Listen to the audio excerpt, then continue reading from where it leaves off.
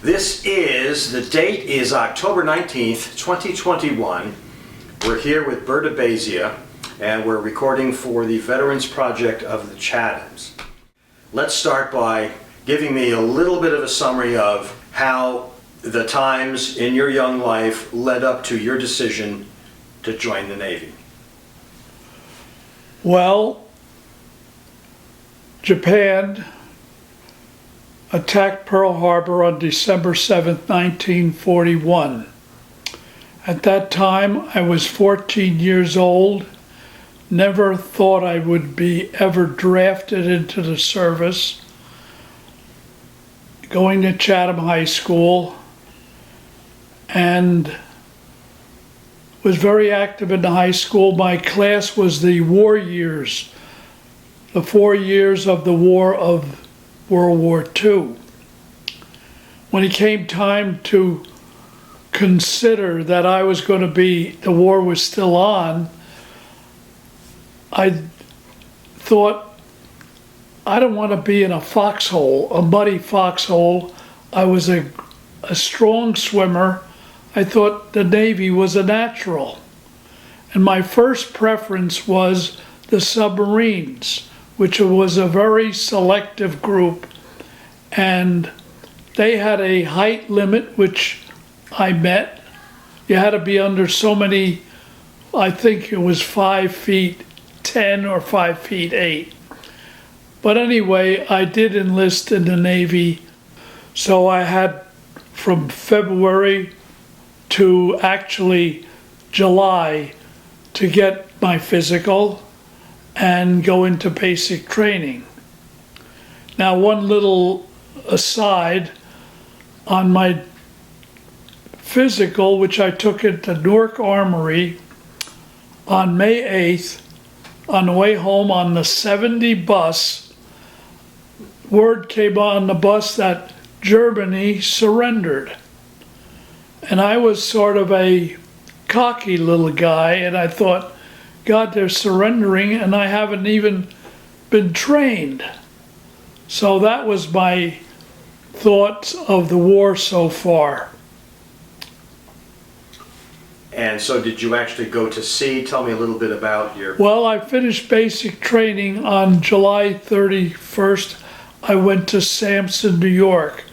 I was in Sampson, trained in Newport, and then went to Norfolk, Virginia for getting on the Albany, which was Albany must have been a heavy cruiser.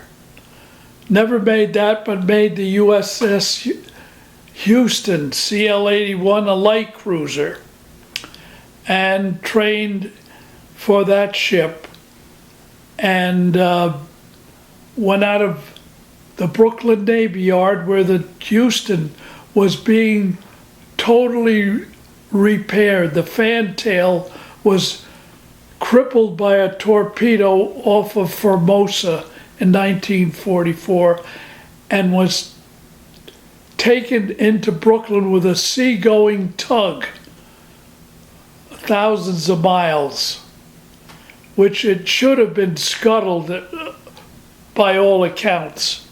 But I got it in Brooklyn, and we were part of a North Atlantic fleet. Our high-ranking man was an admiral. Admiral, I think it was Bland. My memory might be a little off.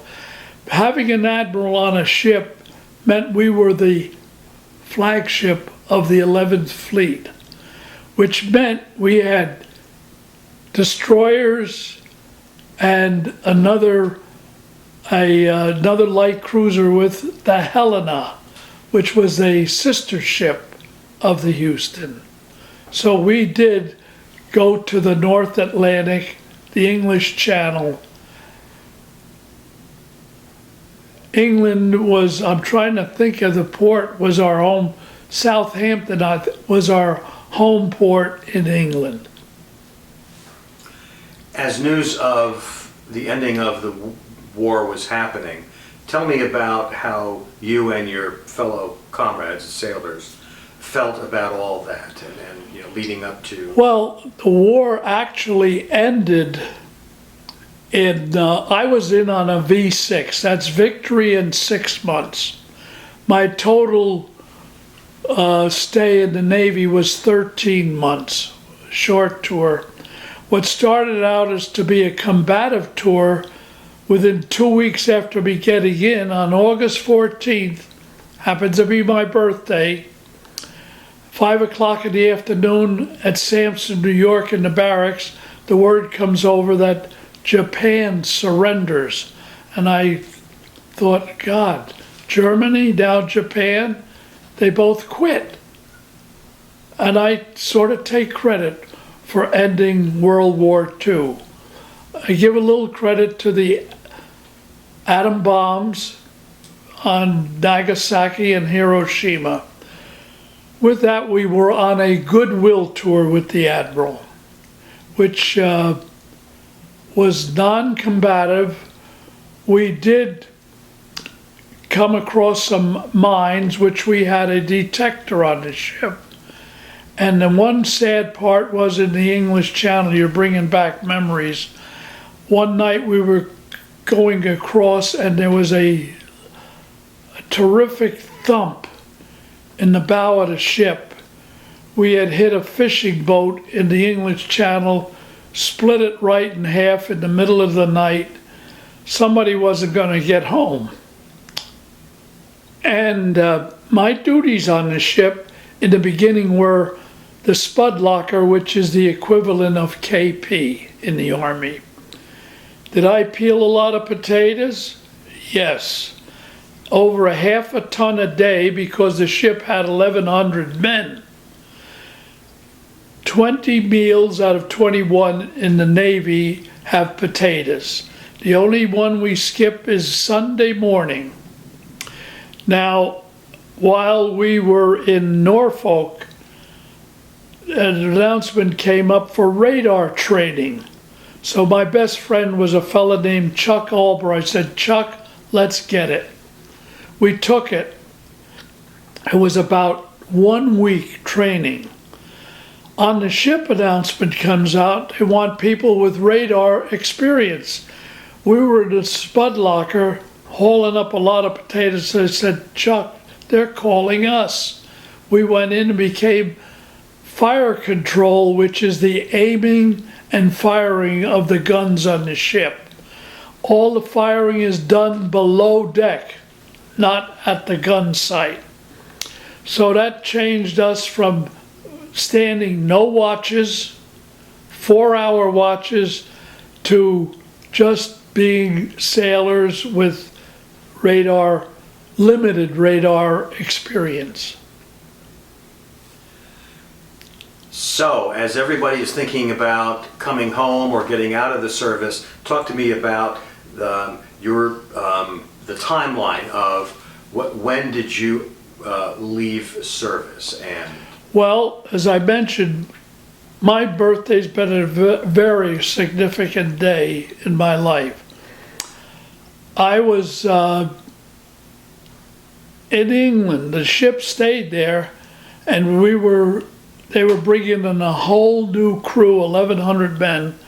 So I was assigned to be decommissioned in August, a year later. August 13th, my birthday, I'm in Lido Beach being discharged and came home. Now, all during this period, I had met what I thought was the most beautiful girl in the world, Teresa Romano. We corresponded with letters, and in those days, the military got free mailing, no postage. Sometimes I would write 11 letters a day, maybe one sentence on each letter, and I would number them on the outside. So she thought this was cute, and that's the way I ended my Navy career. I really don't have any combat experience. and no the while we were in Southampton, the most unfriendly group were the British. Nobody wanted to see us there because the British men were in the service away and the American sailors were coming in to fill a void for the women. And this was also the case in Norfolk.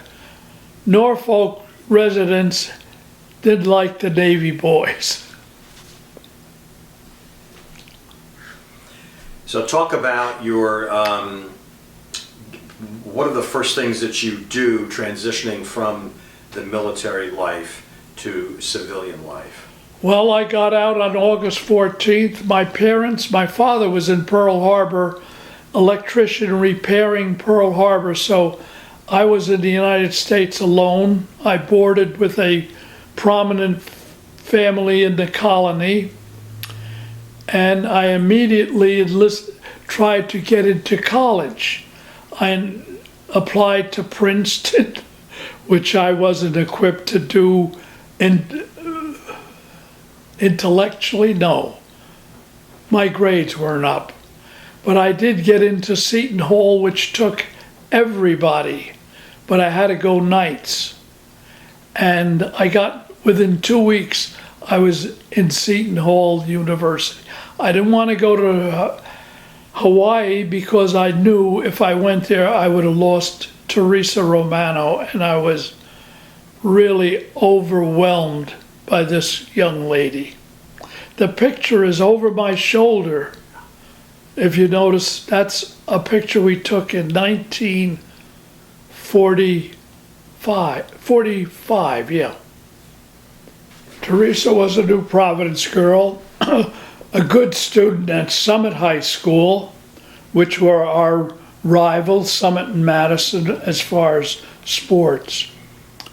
And I met her when my friend had a girlfriend in New Providence. She said, bring a couple boys, I'll bring girls. It was a cold Monday night. We were going to go ice skating, and Teresa was not there when we went to pick her up. She was in church, Catholic church on a Monday night. I said, what are we picking up, a nun? Who goes to church on... No, she was at a novena, which was common during the war to pray for the boys coming home. Tell me about whatever influence or effects from your military service helped you in that transition to private life. That's a good question, Tom, which I'd have to give it a lot of thought. Actually, my motivation was to get a job. Incidentally, the 1950s, I graduated in 1949 from Seton Hall. There was a recession. I would go to Morristown or downtown. There was a lot of fellas standing on street corners, couldn't get a job. So I decided I wanted to get something that I had no money, required no inventory of business, and the only business that New Providence didn't have was well, I shouldn't say that. They had a small dry cleaner, but a dry cleaner didn't need to have inventory, and that's what I started, Dunwell Cleaners, in 1949.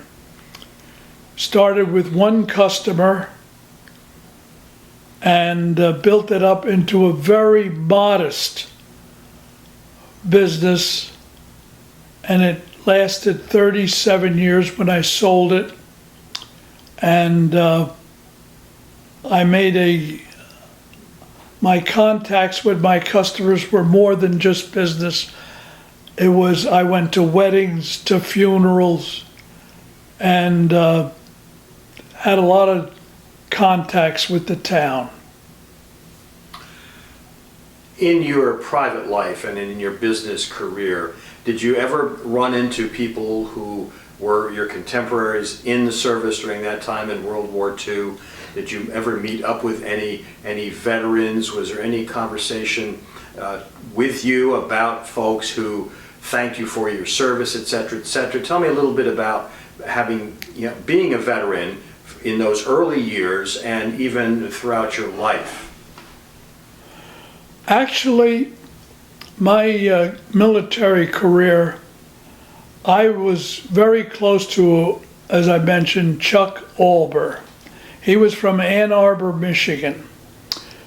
Coincidentally, about 6 months ago, and today is October 19, 2021, I called Chuck, got his name. He's living in Florida. He was a good-looking guy, and I can say this without any equivocation.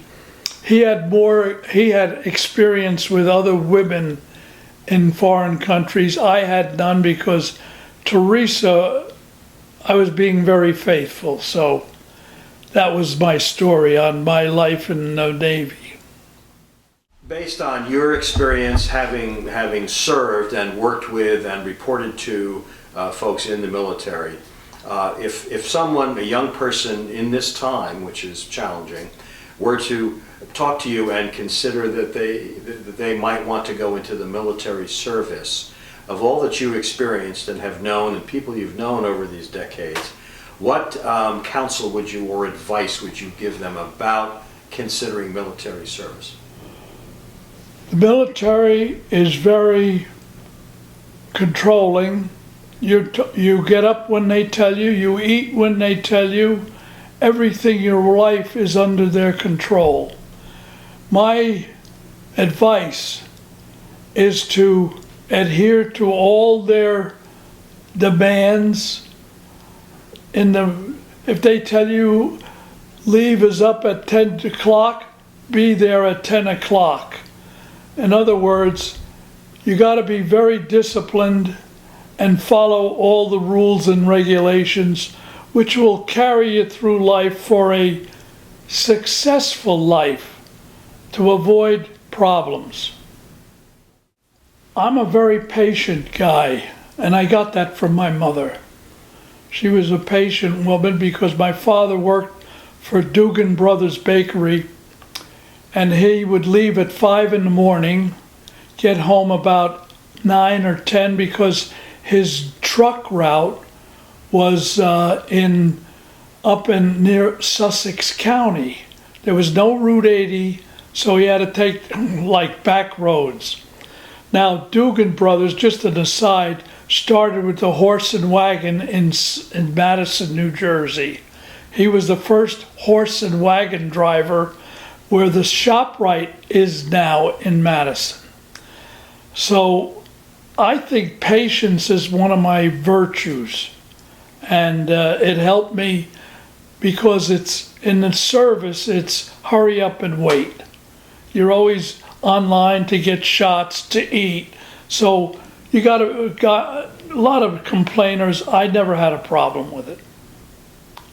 The thing that the military did for me was, first of all, it gave me 2 years of college, GI benefits, and I do have insurance. Really, the effect that had, because I was in so short a time, I didn't make a lot of friends. I never followed up, but I feel I got so much more than I put into it, got out of it, because of all the benefits, which I'm still enjoying today with the VA. And it just was another factor in my life. I learned to eat anything, in the service. It was a very balanced, limited diet. So it really affected my life in that way. It gave me a little reason to continue. Things I'm proudest of in my life. My family. I have 3 very productive daughters, Linda Abramitis, Laura Lee Beard, and Janet Abbazia Petzel all have very good work ethics and more successful financially than I ever was. Things I'm proud of are I was involved with recreation in New Providence on the Recreation Commission for 17 years.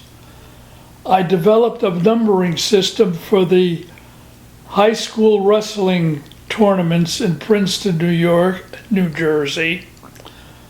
And I started the community pool, which is an outgrowth of being involved with the Colony Pool in Chatham Township, where I was the original certified lifeguard. And the community pool in 2022 will be 60 years old. It is the country club of community pools. I have a lot of things that I'm proud of. There are some things that I'm not so proud of, which I won't mention. But I think my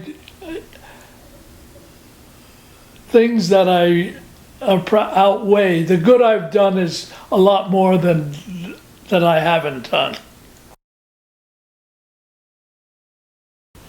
I met a gentleman in Chatham Township, Tom Salvas. He happens to be photographing me at the moment. But we got involved with the Madam Bay marker, a very prominent woman, the Great Swamp, which is a big part of Chatham Township, and was my Club Med growing up. I spent a lot of time in the township trapping, picking huckleberries, and now currently we're working on a project, the William Conrad Conquers Niagara Rapids and Whirlpool, which is going to be another marker. He is the only man in the world to ever conquer the unconquerable Niagara River. Well, just to touch on William Conrad, he was about 6 feet tall, 6'3", about 200. He was the biggest kid in the colony and the biggest kid around. And he was a powerful swimmer. And he was 17 when he conquered the rapids and the whirlpool. And he was part of the colony where I grew up. My life was in the colony. What led you to want to write history stories about your experiences? Well, the older I got, I realized every year that I really had an unusual upbringing. My parents were ahead of people with food. We were vegetarians till I was 15. And the whole thing, no smoking, I happen to be a guy that's never touched liquor or cigarettes. So I think it's stood me in good stead because I just turned 94. And I feel I credit my parents with a good lifetime.